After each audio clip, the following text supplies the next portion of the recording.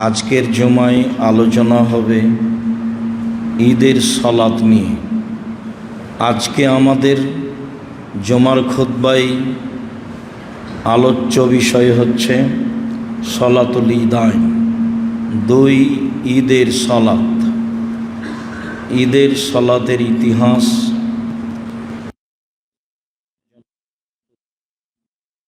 ঈদের জন্য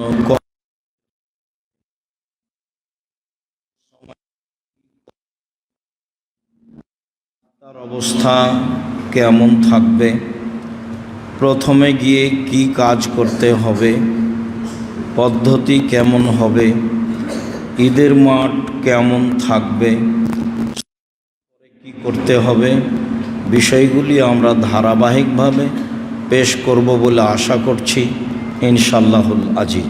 সম্মানিত দিনী ভাই বোন, ঈদের সালাতের ইতিহাসে বোঝা যায়, আনাস রাদিয়াল্লাহু তাআলা আনহু বলেন, আদেমান নবী সাল্লাল্লাহু আলাইহি সাল্লাম আল মদিনা, আল্লাহর নবী মুহাম্মদ সাল্লাল্লাহু আলাইহি সাল্লাম যখন মক্কা থেকে মদিনায় আসলেন, তখন দেখলেন যে লাহুম ইয়াওমানে ইয়ালআবুনা ফীহিমা, তাদের জন্য দুইটা দিন রয়েছে, সেই দিনে তারা খেলাধুলা করে, আনন্দ করে। রাসূল সাল্লাল্লাহু আলাইহি সাল্লাম তাদের বললেন, মা হাজানে ইয়াওমানে, এই দুইটি দিন কি? কেন তোমরা এই দুই দিনে আনন্দ করো, খেলাধুলা করো? কালু, তারা বলল, কুন্না নালআবু ফীহিমা ফিল জাহিলিয়া, আমরা জাহিলিয়াতের যুগে এই দুইটি দিনে খেলাধুলা করতাম, আনন্দ করতাম। তখন রাসূল সাল্লাল্লাহু আলাইহি সাল্লাম বললেন, কাদ আবদালাকুমুল্লাহ বেহেমা খায়রান মিনহুম, আল্লাহ তোমাদের এই দুইটা আনন্দের দিনের পরিবর্তে দুইটি দিন দিয়ে দিলেন, যা এই দিনের চেয়ে উত্তম। তার একটি হলো ঈদুল আজহা, আর একটি হলো ঈদুল ফিতর।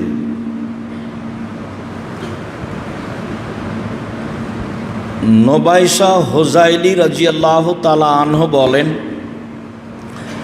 রাসূল সাল্লাল্লাহু আলাইহি সাল্লাম বললেন, সাবধান, ইন্না হাযিহিল আইয়াম আকলিন ওয়া শুরবিন ওয়া যিকরিল্লাহ, এই ঈদের দিন, বিশেষভাবে কুরবানির দিন ও দিনগুলি, এই ঈদের দিনগুলি খাওয়া পান করা ও জিকিরের জন্য। আনন্দ বলতে খাওয়া পান করা ও জিকির হিসাবে রাসূল সাল্লাল্লাহু আলাইহি সাল্লাম অন্য হাদিসে স্পষ্ট করেছেন। তিনি তাদেরকে প্রথমে বললেন যে এই দুইটি দিন কি? তারা উত্তরে বলল, জাহেলিয়াতের যুগে আমরা, মানে জাহেলিয়াতের যুগেও তাদের একটা নিয়ম কানুন ছিল। সেই নিয়ম কানুনে তাদের খেলাধুলার জন্য, আনন্দের জন্য দুইটা দিন ছিল। সেই দিন দুইটিতে তারা নিয়মিত এগুলো করত। রাসূল সাল্লাল্লাহু আলাইহি সাল্লাম বললেন, দেখো, তোমাদের ওই দিনের পরিবর্তে আল্লাহর নবী অন্য দুইটি দিন দিলেন, যা ওই দুই দিনের চেয়ে উত্তম। তিনি বললেন না যে তোমাদের ওই দিনের সাথে আরও দুইটি দিন দিলেন, তাহলে তোমাদের থাকলো দুইটি আর আমি দিলাম দুইটি, তাহলে দুয়ে দুয়ে চার হলো। এইভাবে তিনি বললেন না, বললেন যে তোমাদের দিন দুইটিকে আরও ভালো দিনে পরিণত করা হয়েছে, যাতে তোমরা আনন্দ করবে, খাবে, পান করবে, জিকির করবে। খাওয়া পান করা, সিয়াম করা লাগবে না, না খেয়ে থাকা লাগবে না, কোনো ঝামেলা বহন করা লাগবে না। সেই দিন তোমরা খাবা, পান করবা আর জিকির করবা। এই হলো তোমাদের আনন্দের দিন, এবং ওই 2 দিনের চেয়ে উত্তম। অত্র হাদিসে আরও প্রমাণ হয় যে কিয়ামত পর্যন্ত মানুষের দিন উদযাপন হিসাবে আর কোনো দিন বের হবে না, তৃতীয় দিন কোনো দিন হবে না। মানুষের যদি পালনীয় কোনো তৃতীয় দিন হতো তাহলে মক্কা বিজয়ের দিন হতো। মানুষের যদি কারো জন্মদিবস পালনীয় হতো তাহলে মুহাম্মদ সাল্লাল্লাহু আলাইহি সাল্লামের জন্মদিবস পালনীয় হতো।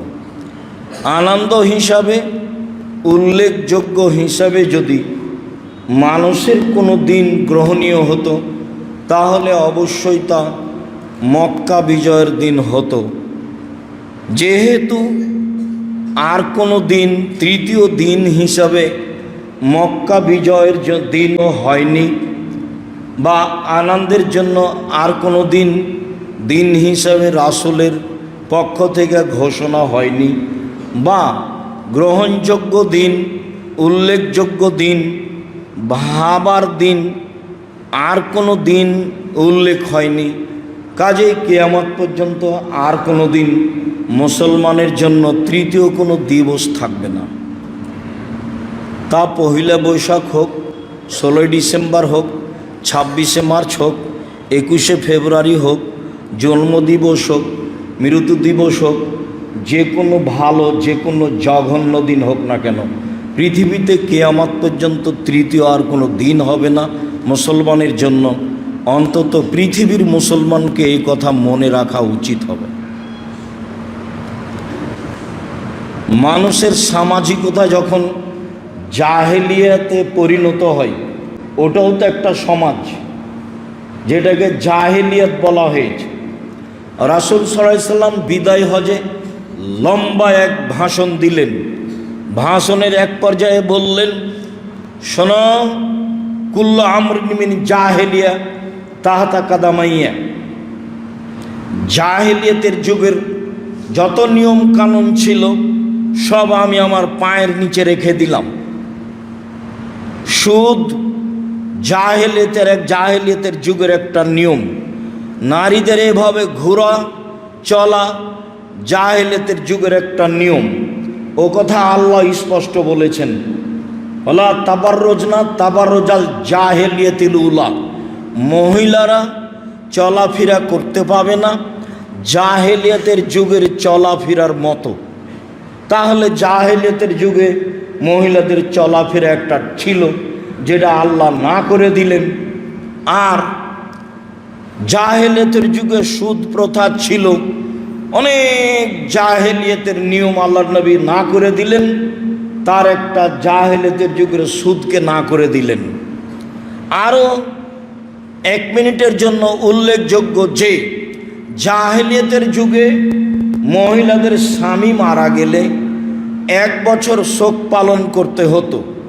বাড়ির পিছন দিকে একটা কোণে ঘর করে দেওয়া হতো, তার জন্য থাকতো একটা প্লেট ভিন্ন, যাকে আমরা গ্রামের বাড়িতে ছাই তোলা প্লেট বলি। চুলাতে প্লেট ঢুকিয়ে যে ছাই উঠানো হয়, ছাই তোলা প্লেট, ময়লাযুক্ত একটা গ্লাস এবং ময়লাযুক্ত কাপড় পরে তাকে থাকতে হতো 1 বছর। তার নাম ছিল শোক পালন, বুখারী মুসলিম।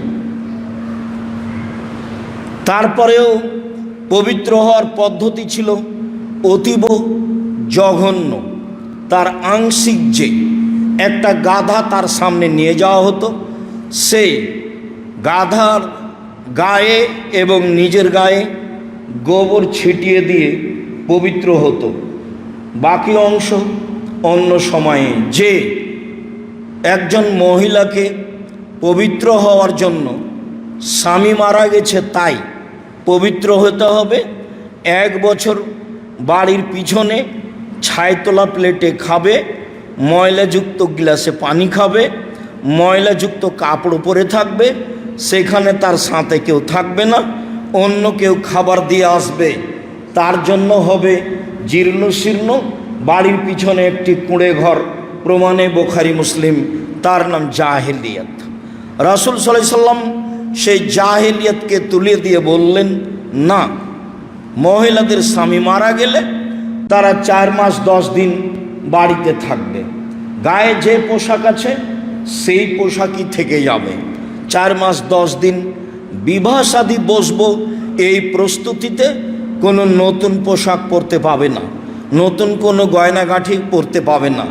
স্বামী মারা গেলে গয়না খুলে ফেলতে হবে, এটা হিন্দুদের নীতি। পোশাক পরিবর্তন করতে হবে, হিন্দুদের নীতি। তবে অন্য কোথাও যেতে পাবে না, এ কথা আল্লাহ রসুল বলেছেন। সাজগোজ করতে পাবে না, এ কথা আল্লাহ রসুল বলেছেন। হ্যাঁ, নিরাপত্তা হিসাবে যেখানে স্বামী মারা গেছে সেখানে যদি তার নিরাপদ ব্যবস্থা না থাকে, তাহলে ছেলের বাসায় বা ভাইয়ের বাসায় বা নিরাপদ স্থানে গিয়ে অবস্থান করতে পারে। এরও প্রমাণে বুখারী মুসলিমের হাদিস রয়েছে। সম্মানিত দিনী ভাই বোন, জাহেলিয়াতের সব কিছু বাতিল। অতএব দিবস মানাও জাহেলিয়াত। দিবস মানা একটা জঘন্য, বর্বর, নিকৃষ্ট, ন্যাক্কারজনক জাহেলিয়াত। কেন আপনার ছেলের দিবস এইভাবে মানতে হবে? আগের দিন একটু খানা পানি করেন তো দেখি, সেই দিনে কি আছে, কে আপনাকে বলে দিল? কে বড় ক্ষতিগ্রস্ত বইয়ে অনেক দিন আগে বিস্তারিত লেখা হয়েছে, দেখুন। যারা কিছু বলে তারা তো জানে না, সুযোগ পেলেই আমাদের নামে জঙ্গি বলে কিছু বলে কথা।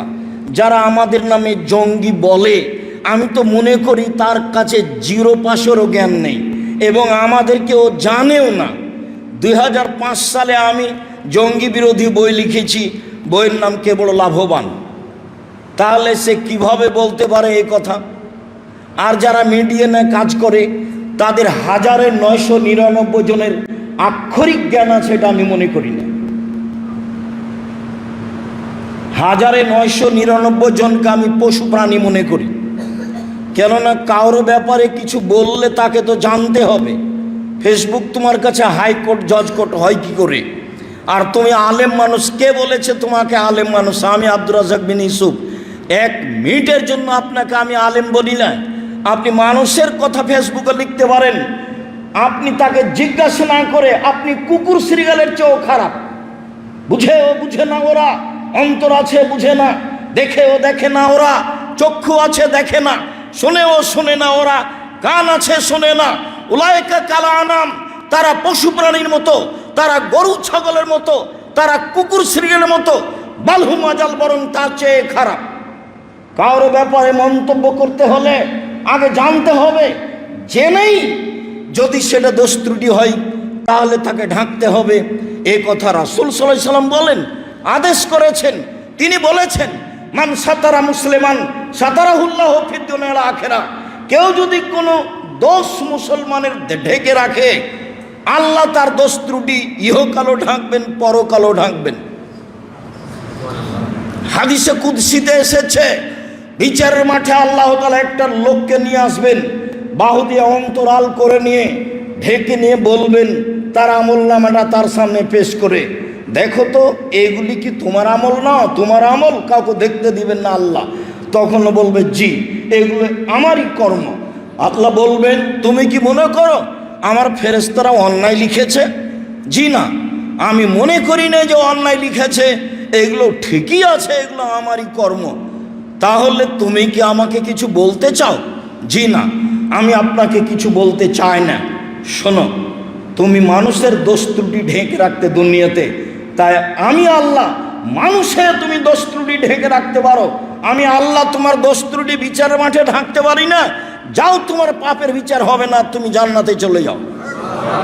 উপদেশ বইয়ের প্রথম আলোচনাতে হাদিস দেওয়া আছে, দেখেন। বই তো আপনার জন্যই লিখেছিলাম। কেনই বা পড়েন না? বা আপনার ভাই বোন পড়ে না, আত্মীয় স্বজন পড়ে না? জাতির যদি রাস্তাঘাট করে দিতে না পারি, জাতির যদি স্কুল কলেজ করে দিতে না পারি, জাতিকে চূড়ান্ত সঠিক ধর্ম দিতে পারবো ইনশাআল্লাহ। ধর্মের ব্যাপারে জাতিকে ফাঁকি দিয়ে পরকাল হারাতে রাজি নই, এবং কোনোদিনই যেটা অন্যায় সেটার কাছে মাথা নত করিনি। বাকি জীবন করব এরকম কোনো আশঙ্কা ভিতরে বিরাজ করে না। আল্লাহ সহযোগী। সম্মানিত দিনী ভাই বোন, পৃথিবীতে কিয়ামত পর্যন্ত কোনোদিন পালনীয় হিসাবে দিবস হবে না, অন্তত মুসলমান হিসাবে মনে রাখতে হবে পালনীয় দিবসই শিরক। কেন আপনি পালন করবেন? রাসূল সাল্লাল্লাহু আলাইহি ওয়াসাল্লাম তো না করে দিলেন। সম্মানিত দিনী ভাই বোন, ঈদের দিনের প্রস্তুতি। ঈদের দিনে কি নতুন পোশাক পরতে হবে? ঈদের দিনে কি গোসল করতে হবে? নতুন পোশাক, নতুন পোশাকে কিছু বোঝা যায় না। তবে ইমাম বুখারী একটি অধ্যায় উল্লেখ করেন, আত-তাজাম্মুল ফীহিমা। তাতে তিনি বলেন যে দুই ঈদে মানুষ সুন্দরতা অবলম্বন করতে পারে। তো সুন্দরতা কিভাবে অবলম্বন করা যাবে? সাজগোজ দিয়েই তো সুন্দরতা। তাহলে তো পোশাক পাতি চলেই আসলো। বিবরণে পোশাকের কথা আসে। ওমর রাদিয়াল্লাহু তাআলা আনহু আখাজা জুব্বাতান মিন ইস্তিবরাকিন, রেশমি একটা জুব্বা নিলেন, নিয়ে রাসূলকে বললেন ইবতাহাজিহি ওয়াতাজাম্মাল লিল ঈদে ওয়াল ওয়াফদে, এই রেশমি জুব্বাটা আপনি কিনেন, এইটা আপনি ঈদে ব্যবহার করবেন, ঈদের দিন, এবং আগন্তুকের সাথে সাক্ষাতের জন্য এটা ব্যবহার করবেন। বাহিরের কোনো মানুষ আসলে তার সাথে জীর্ণ শীর্ণ পোশাকে সাক্ষাৎ করা হবে না, ময়লা পোশাকে সাক্ষাৎ করা হবে না। আগন্তুকের সাথে ভালো পোশাকে, পরিষ্কার পরিচ্ছন্ন পোশাকে পরিপাটি হয়ে সাক্ষাৎ করতে হবে। এটাই ইসলাম, এটাই বুখারী মুসলিমের হাদিস। এবং দুই ঈদে সাজগোজ করতে হবে, ভালো পোশাক হতে হবে, এটাই ঠিক। পরিষ্কার হতে হবে, এটাই ঠিক। অত্র বুখারী মুসলিমের হাদিস প্রমাণ করে। তার অর্থ কি এই যে একাধিক জামা কিনতে হবে? তার অর্থ কি এই যে একাধিক স্যান্ডেল কিনতে হবে? কিনা যায়, কিন্তু এই প্রথার বিরোধিতা করার জন্য আমি আব্দুর রাজ্জাক বিন ইউসুফ এখন পর্যন্ত ঈদের জন্য কোনোদিন কোনো পোশাক আমি নিইনি। নেওয়া যায়, কিন্তু মানুষ যেটা করছে তাতে তো বাজার সামলাতে পারবে না। তখন দেখা যাবে মানুষ সব ইবাদত বাদ দিয়ে পোশাক পাতি তৈরিতে প্রস্তুত থাকবে, কারখানা চলতে থাকবে, সেলাই মেশিন চলতে থাকবে, দোকানপাট 12টা-1টা পর্যন্ত চলতে থাকবে, সারা রাত চলবে, সবাই ব্যস্ত থাকবে। তাহলে 10 মাস যা মানুষ ইনকাম করেছে 11 মাস এই রমজান মাসে সমান করে নেবে, তার চেয়ে বেশি বৈরূপ। তাহলে ইবাদত থাকবে কোথায়? এত প্রস্তুতি, এত খাওয়া, এত পোশাক, এত জুতা স্যান্ডেল, তাহলে আপনার ইবাদত থাকবে কোথায়? সম্মানিত দিনী ভাই বোন, সুন্দর হতে হবে পোশাক, পরিষ্কার হতে হবে, পরিপাটি হতে হবে, সাজগোজ হতে হবে, এইটাই ঠিক। গোসলও তার অন্তর্ভুক্ত। তবে ঈদের দিন গোসল করতে হবে, এর প্রমাণে স্পষ্ট বিবরণ দেখা যায় না। সাইদ ইবনে মুসাইয়াব বলেন as-sunnatu lil ফিত্রে সালাসা, ঈদুল ফিত্রের জন্য 3টে সুন্নাত ধরা যেতে পারে। ঈদুল ফিত্রের জন্য 3টে সুন্নাত ধরা যেতে পারে। 1, আল মাশি আল মুসাল্লা, পায়ে হেঁটে ঈদের মাঠে যাওয়া।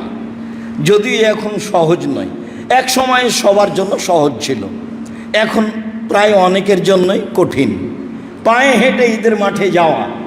2, আকলো কাবলাল খরুজে, বের হওয়ার পূর্বে খাওয়া, মানে ঈদুল ফিত্র যা পরে আসছে। 3, আল ইকতেসাল, গোসল। উনি বলতে চাচ্ছেন যে ঈদুল ফিত্রে 3টে সুন্নাত ধরা যায়। তবে হাদিসে জুমার দিন গোসলের কথা এসেছে, 2 ভাবে এসেছে।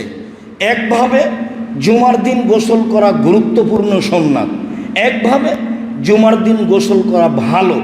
আবার এসেছে মানগাসালা ওয়াক্তাসালা, যে নিজে গোসল করলো, স্ত্রীকে গোসল করালো, মানে পারিবারিক বিষয়টি হওয়ার পরে নিজেরা 2জনই গোসল করলো। অলাবেসামি নাহাসানে সিয়াবেহি, ভালো পোশাক পরিধান করলো। অমাসা মিন তিবিনিন কারা ইন্দাহু, আর সম্ভব হলে গায়ে আতর লাগালো। পায়ে হেঁটে মসজিদে গেল, কাউকে কাঁধ ডিঙ্গিয়ে সামনে গেল না, ইমামের খুতবা শুনলো, ইমামের সাথে সলাত আদায় করলো। তাহলে প্রত্যেক পদক্ষেপ সমান হজ এবং উমরার নেকি হবে, বা প্রত্যেক পদক্ষেপ সমান সারা বছর ইবাদত করলে যা নেকি হবে তাই হবে। এক পদক্ষেপ সমান এক বছর, এক পদক্ষেপ সমান এক বছর।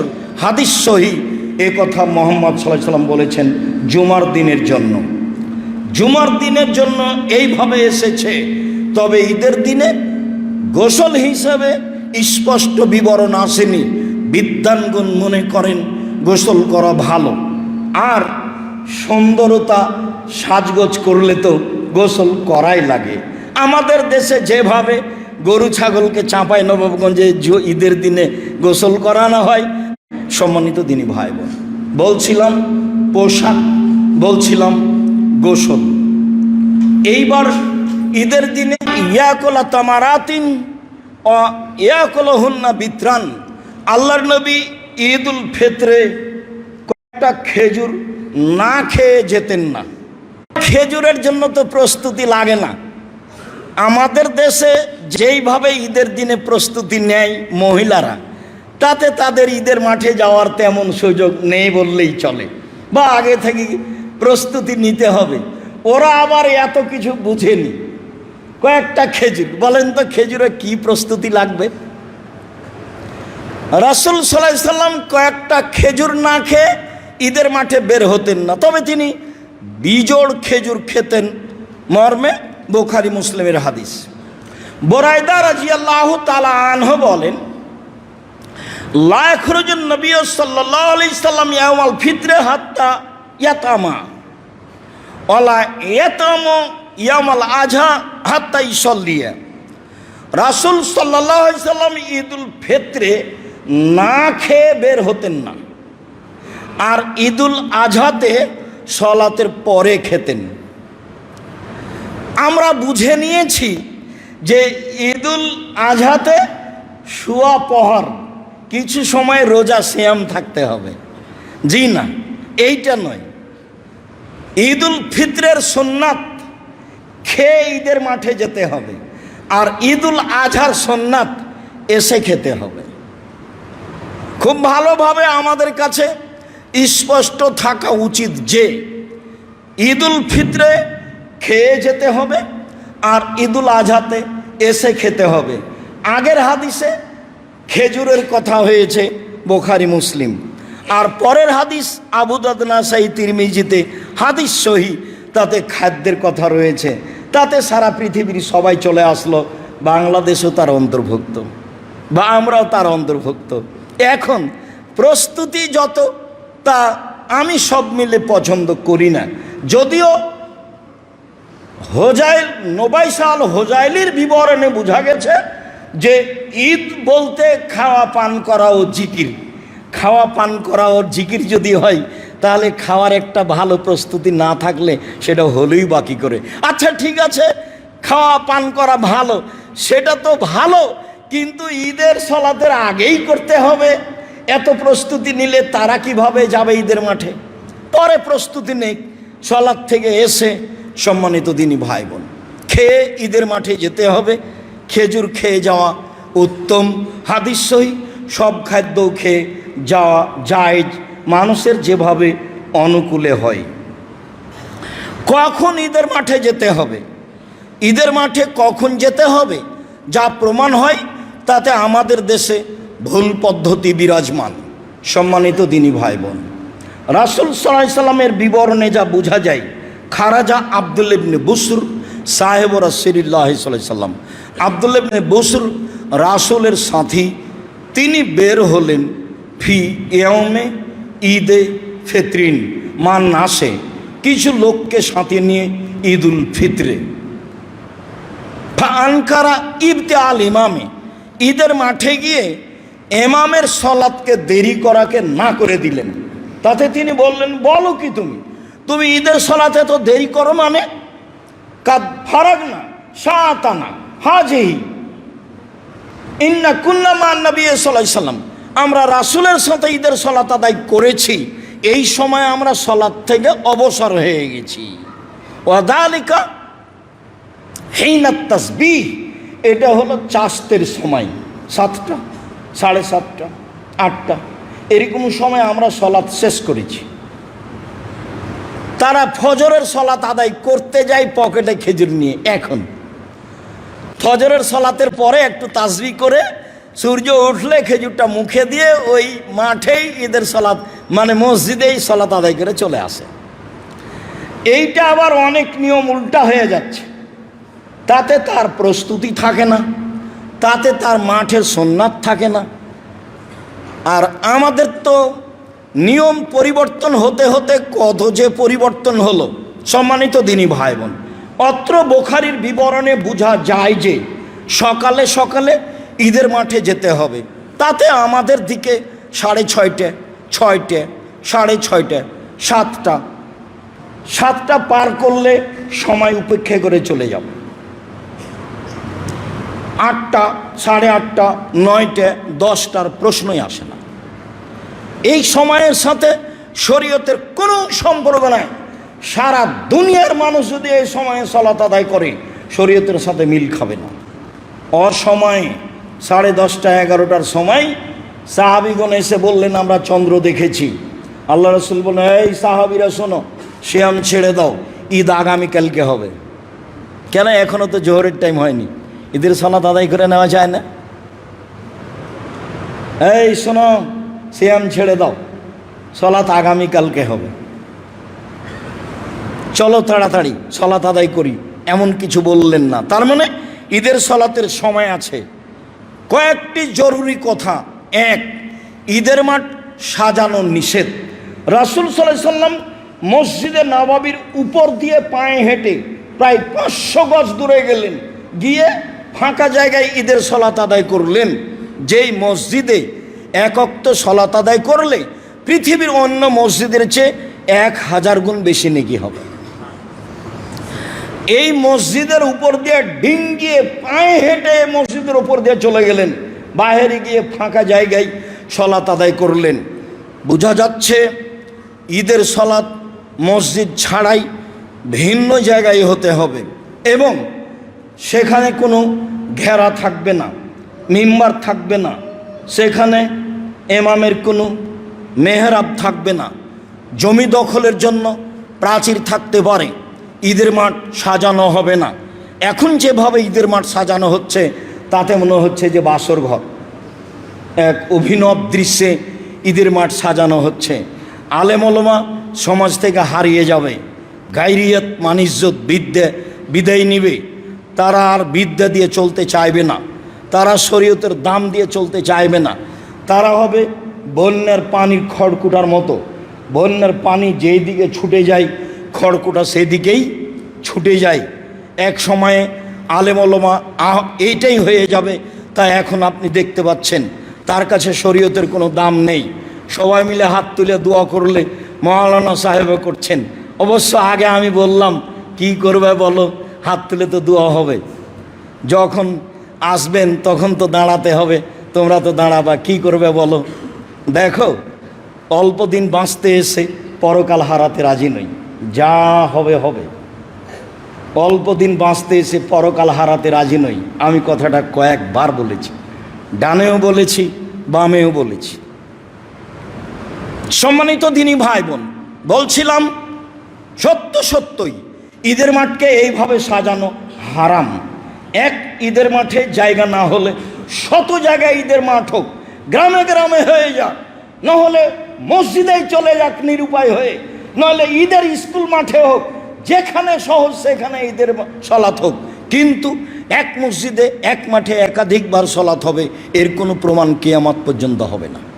ভাগ হয়ে যাক, ভাগ হয় তো সন্ধ্যা, না ধরলে বড় করবেন, বড় না করতে পারলে ভাগ করবেন, না হলে যতদিন হয়নি স্কুল মাঠে পড়বেন। স্কুল মাঠ কি মাইরে খেয়েছেন? দেশে তো আছে স্কুল মাঠ। সম্মেলন প্রোগ্রামের সময় তো স্কুল মাঠে করেনি। যে কোনো জায়গাতে ঈদের সালাত আদায় করবেন, জায়গা ব্যবস্থা না থাকলে রাসূলের পদ্ধতিতে করতে হবে। অবশ্যই তা ফাঁকা জায়গা হতে হবে, অবশ্যই তা ঘেরা থাকবে না, অবশ্যই সেখানে কোনো কিছু সাজানো হবে না, অবশ্যই সেখানে একাধিকবার সালাত হবে না, একবার। সম্মানিত দিনী ভাই বোন, বুঝে আমল করার চেষ্টা করি। আল্লাহুম্মা আমিন। আল্লাহুম্মা সাল্লি আলাইহি আল্লাহুম্মা বারিক। আলহামদুলিল্লাহি ওয়াহদা ওয়াসসালাতু ওয়াসসালামু আলা মান লা নাবিয়্যা বা'দা। এবার যাওয়ার পালা। জাবের রাদিয়াল্লাহু তাআলা আনহু বলেন, কানান নবী সাল্লাল্লাহু আলাইহি ওয়াসাল্লাম এজা কানা ইয়াউমিদ্দিন খালাফাত তরিকা, আল্লাহ রাসূল ঈদের দিন রাস্তা পরিবর্তন করতেন। এটা সুন্নাত, মনে রাখতে হবে। অল্প হলেও বাড়ি পর্যন্ত যাওয়াতে এক রাস্তায় এসেছেন আর এক রাস্তায় যাবেন। যেমন এখানে এই কালভেটটা পার হওয়ার পরে এসেছেন এক দিক দিয়ে, যাবেন আর এক দিক দিয়ে, তাহলে তো দুই রাস্তা হলো। সুন্নাত পালন করার চেষ্টা করবেন। হাদিস বুখারী মুসলিম। ইমাম ইবনু শিহাব জোহরি বলেন, কানান নাস ইকাব্বিরুনা হিনা ইয়াখরুজুনা মিন মানাজিলিহিম, ঈদুল ফিতরে বের হওয়ার সময় মানুষ তাকবীর পাঠ শুরু করত যখন তারা বাড়ি থেকে বের হতো, হাত্তা এতু আল মুসাল্লা, ঈদের মাঠে আসা পর্যন্ত, হাত্তা এখরজাল এমাম বের হওয়া পর্যন্ত, ওয়াইজা খারাজাল ইমামু সাকাতু, যখন ইমাম বের হয়ে যেতেন তখন সবাই চুপ হয়ে যেত। অর্থাৎ বাড়ি থেকে বের হওয়ার সময় তাকবীর আরম্ভ হবে, রাস্তায় তাকবীর চলবে, ঈদের মাঠেও তাকবীর চলবে। যখন ইমাম সাহেব সলাতের জন্য সলাতের স্থানে চলে যাবেন তখন তাকবীর বন্ধ হবে, এবার সলাত শুরু। বন্ধ হয়েছে মানে হয়েছে, আর তাকবীর চালু হবে না। আমরা সময়ের গতিতে অবশ্য বলেছিলাম যে যখনই প্রমাণ হয়ে গেছে যে চাঁদ উঠে গেছে আগামীকাল ঈদ, তখন থেকে তাকবীর পড়বে, এর প্রমাণ পেশ করা যায় না। ঈদুল ফিতরের তাকবীর বের হওয়া থেকে নিয়ে ইমামের সালাত শুরু পর্যন্ত, ঈদের সালাতের তাকবীর ইমামের বের হওয়া থেকে নিয়ে, বাড়ি থেকে বের হওয়া থেকে নিয়ে ইমামের সালাত পর্যন্ত। তবে ঈদুল আজহার তাকবীর যুলহিজ্জার 1 তারিখ থেকে নিয়ে 13 তারিখ পর্যন্ত এক টানা। এখরজ আব্দুল্লাহ ইবনে উমর ও আবু হুরায়রা এলা সুকে ফিয়ামিল আসরে, আব্দুল্লাহ ইবনে উমর এবং আবু হুরায়রা রাদিয়াল্লাহু তাআলা আনহু তারা বাজারের দিকে যেতেন। ওয়াইকাব্বিরানে, তারা দুজন তাকবীর পাঠ করতেন। ওয়াইকাব্বিরু নাসবে তাকবীরে হেমা, তাদের তাকবীর শুনে জনগণও তাকবীর পাঠ করতেন। আইয়ামে তাশরিকের কথাও এসেছে। আব্দুল্লাহ ইবনে মাসউদ আন্নাহু কানা ইকাব্বিরু ফি আইয়ামিত তাশরিকে, আব্দুল্লাহ ইবনে মাসউদ আইয়ামুত তাশরিক, ঈদের পরের 3 দিন, ঈদুল আজহার পরের 3 দিন তাকবীর পাঠ করতেন। তার মুখ থেকে যে তাকবীর উল্লেখ হয়েছে সেটাই মূলত তাকবীর। বলা হচ্ছে তিনি বলতেন আল্লাহু আকবার, আল্লাহু আকবার, লা ইলাহা ইল্লাল্লাহ, আল্লাহু আকবার, আল্লাহু আকবার, ওয়ালিল্লাহিল হামদ। হাদিস সহিহ। আব্দুল্লাহ ইবনে মাসউদ থেকে এইটুকুই প্রমাণ পাওয়া যায়। অতএব ঈদুল ফিতরে এই তাকবীর হবে বাড়ি থেকে বের হয়ে সালাত শুরু হওয়া পর্যন্ত, আর ঈদুল আজহাতে হবে যুলহিজ্জার 1 তারিখ থেকে নিয়ে 13 তারিখ আসরের সালাত পর্যন্ত এক টান সব সময় চলবে এই তাকবীর। যেটা আমরা শুনেছি যে আল্লাহু আকবার কবীরা, আলহামদুলিল্লাহ কাসীরা, সুবহানাল্লাহি বুকরাতা ওয়া আসীলা, এর স্পষ্ট আমরা প্রমাণ করতে পারিনি। তবে জুবাইর ইবনে মুতাইম রাদিয়াল্লাহু তাআলা আনহু সালাতে সানার স্থানে এই দোয়াও পড়তেন। আমরা পড়ি বায়েদ বাইনি, আরও আছে, তবে তিনি এই দোয়া পড়তেন। তিনি সূরা ফাতিহা পড়ার পূর্বেই আল্লাহু আকবারের পরে বলতেন আল্লাহু আকবার কবীরা, আল্লাহু আকবার কবীরা, আল্লাহু আকবার কবীরা, আলহামদুলিল্লাহি কাসীরা, আলহামদুলিল্লাহি কাসীরা, আলহামদুলিল্লাহি কাসীরা, ও সুবহানাল্লাহি বুকরাতা ওয়া আসীলা, ও সুবহানাল্লাহি বুকরাতা ওয়া আসীলা, ও সুবহানাল্লাহি বুকরাতা ওয়া আসীলা। এইটা পাওয়া যায়। সালাত থেকে বের করে নিয়ে যদি তাকবীর হিসাবে মানুষ পড়তে চায় তাহলে এইভাবে পড়তে হবে, আল্লাহু আকবার কবীরা, আলহামদুলিল্লাহি কাসীরা, সুবহানাল্লাহি বুকরাতা ওয়া আসীলা। এটা প্রমাণ করা যাবে না। তবে এইটাও তাকবীর সালাতের মধ্যে থেকে বের করে নিয়ে এসে আমরা তাকবীর হিসাবে এটা বের করতে পারি।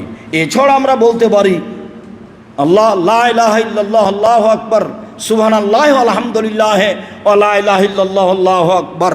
এগুলো তাকবীর, স্পষ্ট তাকবীর এটাই যেটা বললাম। সম্মানিত দ্বীনী ভাই বোন, সালাত। আবু সাঈদ খুদরি রাদিয়াল্লাহু তাআলা আনহু বলেন রাসূল সাল্লাল্লাহু আলাইহি সাল্লাম ঈদুল ফিতর এবং ঈদুল আজহায় ঈদের মাঠে আসতেন।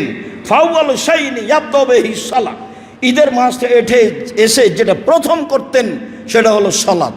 ঈদের মাঠে সালাতের পূর্বে কারো বক্তব্য চলবে না, সে যেই হোক না কেন, এমপি মন্ত্রী যেই হোক, কারো বক্তব্য চলবে না, সব নাজায়েজ হারাম। আব্দুল মালিক ইবনে মারওয়ানের বক্তব্য জনগণ শুনত না। তখন উনি বলতেন যে আমার বক্তব্য শুনবা না তো সলাতের আগেই বক্তব্য দেব। তা সলাতের আগে মিম্বারে উঠেছে, তখন আবু সাইদ খুদরি তার হাত ধরে টানে বলছে, এই না, সলাতের আগে বক্তব্য কেন? ইনি হচ্ছেন দেশের আমির, দেশের সরকার, উনি হচ্ছেন সাহাবী, হাত ধরে টেনে নামিয়ে দিচ্ছেন। তখন নেতা বলছেন, আমি যেটা জানি তুমি সেটা জানো না, তাহলে তোমার জানার প্রয়োজন নাই, আমি যেটা বলছি সেটাই, তুমি যদি না নামো তাহলে আমি ঈদের মাঠেই থাকবো না। উনি ঈদের মাঠেই থাকেননি, চলে গেছেন, তো সরকার। যেখানে রাসূলের সুন্নাত নাই সেখানে আমি আবু সাইদ খুদরি নেই। যার কথা গত জুমায় বলছেন যে দুলিয়া একদিকে হয়ে গেল, আমি মুয়াবিয়ার কথা মানব না, শস্যই দিতে হবে, এক সাই দিতে হবে, শস্যই দিতে হবে, এক সাই দিতে হবে। কিয়ামত পর্যন্ত আমি মুয়াবিয়ার কথা মানব না, মুয়াবিয়ার আমি মূল্য হিসাব গ্রহণ করি না, আমি সেটা মানি না।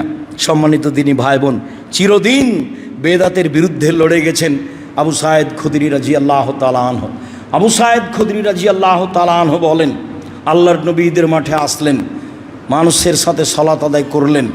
এবার তিনি মানুষের মুখামুখি দাঁড়ালেন, মানুষ সবাই নিজ নিজ লাইনে বসে থাকলো, তিনি মানুষকে উপদেশ দিলেন। উপদেশ, মানুষকে উপদেশ দেওয়াতে তিনি কিছু আদেশ করলেন, কিছু নসিহত করলেন। অন্য বর্ণনায় এসেছে, দুইটাই বর্ণনায় আবু সাইদ খুদরির বিবরণে, মানুষের কাছে উপদেশ দেওয়ার পরে ফাআতান নিসা ফামাররা আলান নিসায়ে, তিনি মহিলাদের কাছে আসলেন। মহিলাদের কাছে এসে এক বর্ণনায় এসেছে ফা আমারা ওয়াজাহুন্না, তিনি তাদের উপদেশ দিলেন, তাদের নসিহত করলেন। ও আমারা তা সাদাকা, এবং তাদের সাদকা করতে বললেন, দান করতে বললেন। আমি আবু সাইদ খুদরি দেখলাম, রায়তহুন্না, মহিলাদেরকে আমি দেখলাম, ইহুবিনা এলা আদানেহিন্না ও হলুকেহিন্না, রাসূলের কথা শুনে তাদের হাতকে কানের দিকে নিয়ে যাচ্ছে এবং গলার দিকে নিয়ে যাচ্ছে। তারা কান থেকে তাদের গয়না খুলে এবং গলা থেকে তাদের গয়না খুলে হস্তান্তর করলো বেলাল রাদিয়াল্লাহু তাআলা আনহুর কাছে। বেলাল রাদিয়াল্লাহু তাআলা আনহু সেগুলো কাপড়ে উঠিয়ে নিয়ে চলে গেলেন, আল্লাহ রাসূল চলে গেলেন। বিবরণ যিনি পেশ করছেন আবু সাইদ খুদরি, তিনি এইভাবে বলছেন।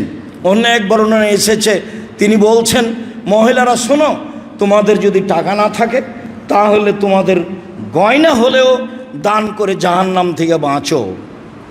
বুখারী মুসলিমের এই হাদিস যেটা পরে বলতে চাচ্ছি, সেই হাদিসে আবু সাইদ খুদরি বলেন, রাসূল সাল্লাল্লাহু আলাইহি ওয়াসাল্লাম বললেন মহিলাদের সামনে এসে, ইয়া মাশারান নিসা, হে মহিলারা শোনো, তাসাদ্দাক না, তোমরা দান করো, ফাইন উরিতুকুন্না আকসারা আহলিন নারে, আমি তোমাদেরকে অধিকাংশ দেখি জাহান্নামে।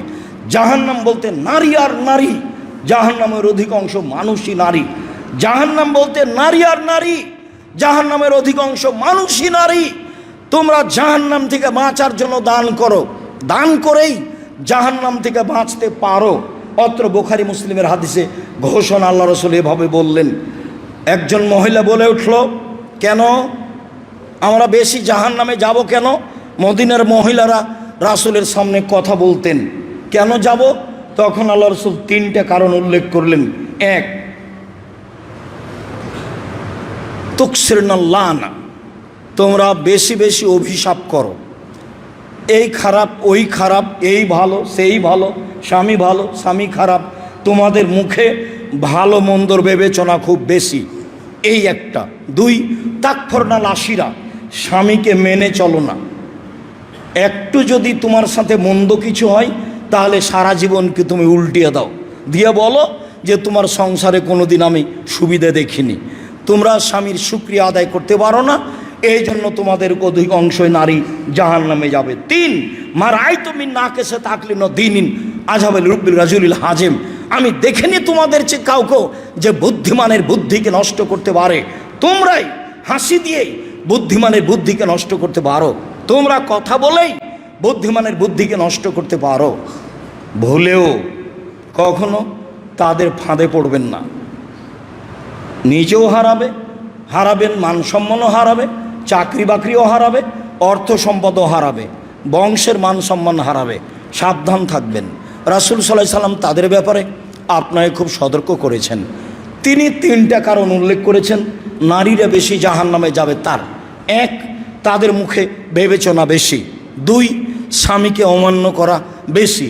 3, তারা পুরুষ মানুষকে ভুল পথে নিয়ে যেতে পারে বেশি।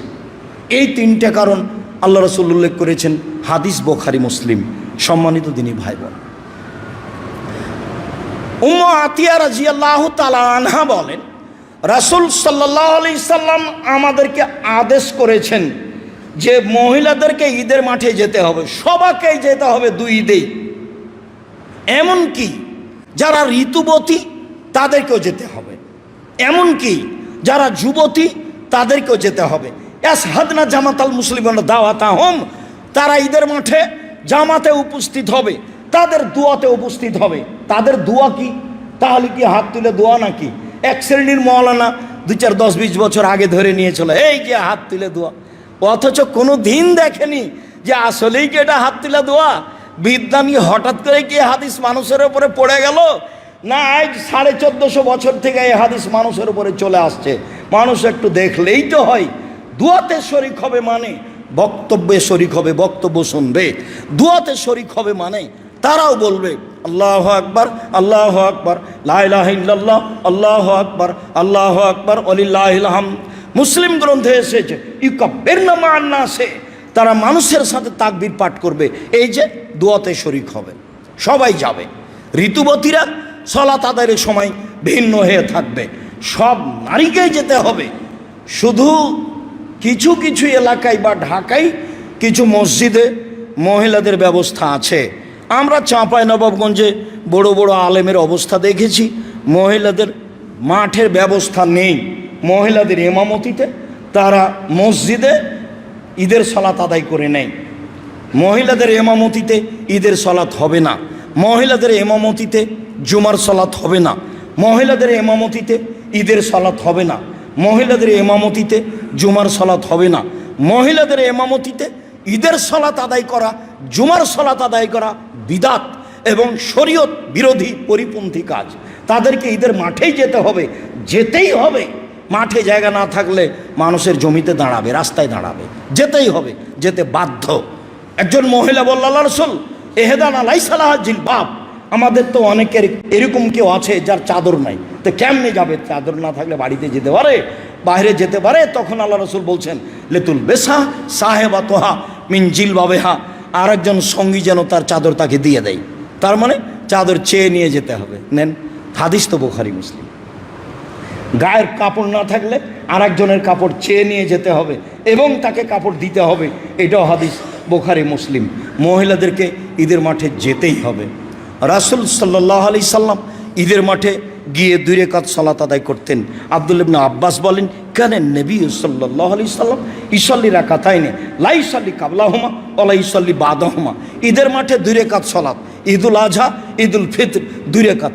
আগেও তিনি পড়েননি সালাত, পরেও তিনি পড়েননি সালাত। তবে যদি ঈদের সালাত মসজিদে হয় তাহলে আপনি বুঝতে পাবেন না 2 রাকাত আদায় না করে। ওটা হলো মসজিদের হক, ওটার ঈদের সাথে কোনো সম্পর্ক নেই।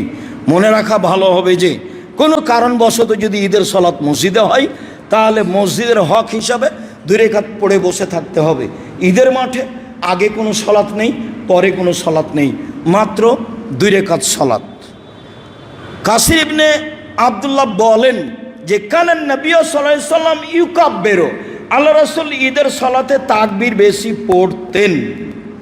ফিল উলা সাহাবা তাকবীরাতিন কাবলাল কেরাতে, প্রথম রাকাতে কেরাতের পূর্বে 7 তাকবীর, মোট 7। অফিল আখেরা খামসা কাবলাল কেরাতে, দ্বিতীয় রাকাতে কেরাতের পূর্বে 5 তাকবীর। এ হলো 7, 5, 12। এটাই ঠিক, সব মিলে এটাই ঠিক। 7, 5, 12, কেরাতের পূর্বে 7, পরের রাকাতে কেরাতের পূর্বে 5, 7, 5, 12, 6 তাকবীরে ঈদের সালাত আদায় করার কোনো প্রমাণ আমরা এ যাবৎ পেশ করতে পারিনি। যদিও ভারত, বাংলাদেশ, পাকিস্তানের শতকরা 90 জন বা 95 জন মানুষ 6 তাকবীরে ঈদের সালাত আদায় করছে 12 তাকবীরের সহি হাদিস থাকা সত্ত্বেও। যেহেতু যখন মানুষ মাযহাবের কবলে পড়ে যায় তখন সেখান থেকে বের হয়ে আসা মান সম্মানের ব্যাপার থাকে, তখন কত দলিল পেশ করে যায় যে তার কোনো হিসাব থাকে না। এই সহি হাদিসকে মেনে নেওয়ার মানসিকতা থাকে না। সম্মানিত দিনী ভাই বোন, 12 তাকবীরেই ঈদের সালাত হবে, 7, 5, 12 অবশ্যই তা কেরাতের পূর্বে হবে। ওয়াইল ইবনে হুজুর রাদিয়াল্লাহু তাআলা আনহু বলেন, কেন নবী সাল্লাল্লাহু আলাইহি সাল্লাম ইয়ারফা ইয়াদাইহি মা তাকবীরে, আল্লাহ রাসূল ঈদের তাকবীরে হাত উঠাতেন। সব তাকবীরে হাত উঠাতে হবে, এটাই ঠিক। অতিরিক্ত তাকবীরে হাত উঠাতে হবে, এটাই ঠিক। অতিরিক্ত তাকবীরে হাত উঠাতে হবে, এটাই ঠিক। সম্মানিত দিনী ভাই বোন, সামরা ইবনে জুনদুব রাদিয়াল্লাহু তাআলা আনহু বলেন, কানা নবী সাল্লাল্লাহু আলাইহি সাল্লাম ইয়াকরাউ ফির রাকাতাইনে সাব্বিহ ইসমা রাব্বিকাল আলা ওয়া হালাতাকা হাদিসুল গাশিয়া। আল্লাহ রাসূল 2 রাকাতেই সূরা আলা আর সূরা গাশিয়া পড়তেন। প্রথম রাকাতে সূরা আলা আর দ্বিতীয় রাকাতে সূরা গাশিয়া। এই 2টা সূরাই পড়া হচ্ছে ঈদের সালাতের জন্য সুন্নাত। সম্মানিত দিনী ভাই বোন, আমরা আপনাদেরকে আলোচনার শেষে এসে আবারও বলছি, আল্লাহ রাসূল ঈদের মাঠে সবাকি দানের কথা বলতেন। আজকে আমরা ঈদের সলাতের পরে 2-1টা কথা বলবো। এখন আপনাকে বলে রাখছি যে জামিয়া সালাফিয়ায় ঈদের সালাত হয় আমরা জানি, রাসূল সাল্লাল্লাহু আলাইহি সাল্লামের পদ্ধতিতেই হয়। আমি যখন তখন বলছি, যে কোনো স্থানে বলছি, এদেশের শিরক মুক্ত প্রতিষ্ঠান জামিয়া সালাফিয়া, বিদআত মুক্ত প্রতিষ্ঠান জামিয়া সালাফিয়া, দল মুক্ত প্রতিষ্ঠান জামিয়া সালাফিয়া, সংগঠন মুক্ত প্রতিষ্ঠান জামিয়া সালাফিয়া, হিংসা মুক্ত প্রতিষ্ঠান জামিয়া সালাফিয়া, দেশের সর্ববৃহৎ প্রতিষ্ঠান জামিয়া সালাফিয়া রাসূলের পদ্ধতিতে ঈদের সালাত আদায় করার লক্ষ্যে অবশ্যই আগামীকালকে 7:30টায় না 7:15টায় 7:30টায় উপস্থিত হওয়ার চেষ্টা করবেন। পরবর্তীতে এই সময় থেকে আমরা ফিরে আসার চেষ্টা করব, 7টায় করার চেষ্টা করতে হবে। আমরা কিছুটা লসের মধ্যে চলে যাচ্ছি হাদিসের বিবরণ অনুযায়ী। সম্মানিত দিনী ভাই বোন, বাকি কথা ওখানে বলে নিব। আর আমরা সবাই জাহান্নাম থেকে বাঁচার লক্ষ্যে আজকেও সালাত আদায় শেষে কোটাতে 10 টাকা হোক, 1000 টাকা হোক, 500 টাকা হোক, 500 টাকা, নাহলে একটা কয়েন হোক। কয়েন বুঝেন না? কয়েন মানে আপনার পাশ দিয়ে কোটের যেন খালি না যায়। আর আগামীকালকে ঈদের মাঠে আসবেন, আত্মীয় স্বজন, বন্ধু বান্ধব সবকে বলে আসবেন, মা, চাচি, খালা, ফুবু সবাইকে নিয়ে আসবেন। বিশাল মাঠ, মহিলা পুরুষের রাসূলের পদ্ধতিতে সালাত হবে এবং সবাই একটা কয়েন হলেও দান করার খেয়ালে থাকবেন। আল্লাহ রাসূল বলছেন, আল ইয়াদুল উলিয়া খায়রুম মিন ইয়াদিস সুফলা, দেওয়া হাত ভালো নেওয়া হাতের চেয়ে। আপনার স্ত্রী 10 টাকা দিল, এটা হলো দেওয়া হাত, নেওয়া নয়। বুখারী মুসলিমের হাদিস, দেওয়া হাত ভালো নেওয়া হাতের চেয়ে। আর রাসূল সাল্লাল্লাহু আলাইহি সাল্লাম বললেন, পৃথিবীর মানুষ বিচারের মাঠে সামনাসামনি কথা হবে আল্লাহর, তখন মানুষ ডান দিকে দেখবে, কর্ম দেখতে পাবে, বাম দিকে দেখবে, কর্ম দেখতে পাবে, সামনের দিকে দেখবে, জাহান্নাম দেখবে। তখন আল্লাহ রাসূল বললেন, জাহান্নাম থেকে বাঁচো, খেজুরের বীজের উপরে সাদা ছিলকা পদার্থ আছে, এই পরিমাণ দান করে হলেও। জাহান্নাম থেকে বাঁচো, খেজুরের বীজের উপরে যে সাদা ছিলকা পদার্থ আছে, এই পরিমাণ দান করে হলেও। মহিলারা দান করেই জাহান্নাম থেকে বাঁচতে পারে।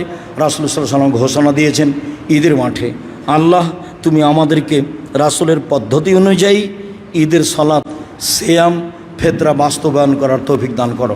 তোমার দরবারে এই জোরালো দাবি দেওয়া রেখে যারা মারা গেছে তাদের ব্যাপারে বলি, তুমি তাদের কবরের শাস্তি মাফ করো। যারা অসুস্থ তুমি তাদের আরোগ্য দান করো। যারা আমরা বেঁচে আছি তুমি তাদেরকে তোমার রাসূলের পদ্ধতি অনুযায়ী চলার তৌফিক দান করো। তোমার রাসূলের পদ্ধতিতে ঈদের সালাত, জুমার সালাত সব ইবাদত করার তৌফিক দান করো। তোমার দরবারে এই জোরালো দাবি দেওয়া দোয়া রেখে আজকের জুমার খুতবা এখানে শেষ করলাম। আল্লাহুম্মা সাল্লি আলাইহি, আল্লাহুম্মা বারিক আলাইহি।